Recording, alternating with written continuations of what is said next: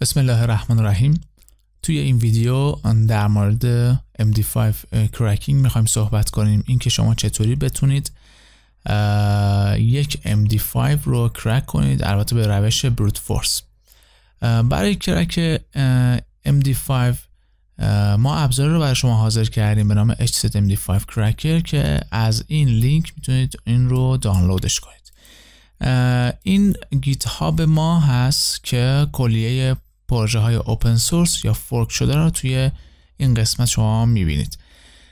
برای اینکه دانلود کنید این ابزار رو بیاید توی کلون دانلود، بعد اینجا دانلود زیپ رو بزنید. بعد وقتی که دانلودش کردید اکسترکت کنید روی ویندوز یا حالا کار لینوکستون. ما با این فایل کار داریم hzmd5cracker.pl که با زبان پرل نوشته شده و شما میتونید به راحتی ازش استفاده کنید. 4 تا سویچ داره که شما میتونید از سویچاش برای کرکینگ استفاده کنید. یکی سویچ S هست برای سیمبولا هست کاراکترهای خاص، یکی برای اعداد، یکی برای حروف های بزرگ و یک کوچیک برای حروف های کوچیک است که استفاده میشه. خب ما سویچ میکنیم روی کاری لینوکس و کرکینگ رو شروع میکنیم.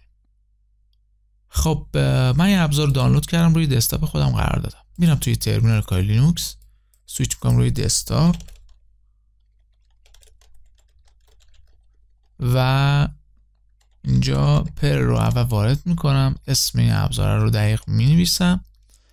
این که میبینید اوتو نوشته شد، من تبو میزنم به صورت اوتو کامپلیت، این رو برای من تایپ کرد. خب حالا میام ست میکنم که چه کاراکترهایی رو باید تو استفاده کنی. به این ابزارم میخوام بگم، بهش میگم فقط حروف کوچیک رو استفاده کن.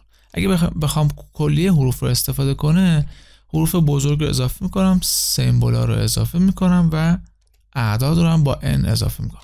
ولی الان من فقط میخوام حروف کوچیک رو برای من چک کنم. بعد من حدس میزنم که پسورد من بین 1 تا 3 رقم باشه که MD5 شده و هشی که شما الان همون MD5 که دارید هم بعدش دیگه اینجا تایپ کنید با فاصله و اینتر کنید. و اگه توی این بازه‌ای که شما براش تعریف کردید باشه، اینجا میبینید که سریع کرکش کرد. این چون تعداد حروفش کم بود و ساده بود سریع کرک شد.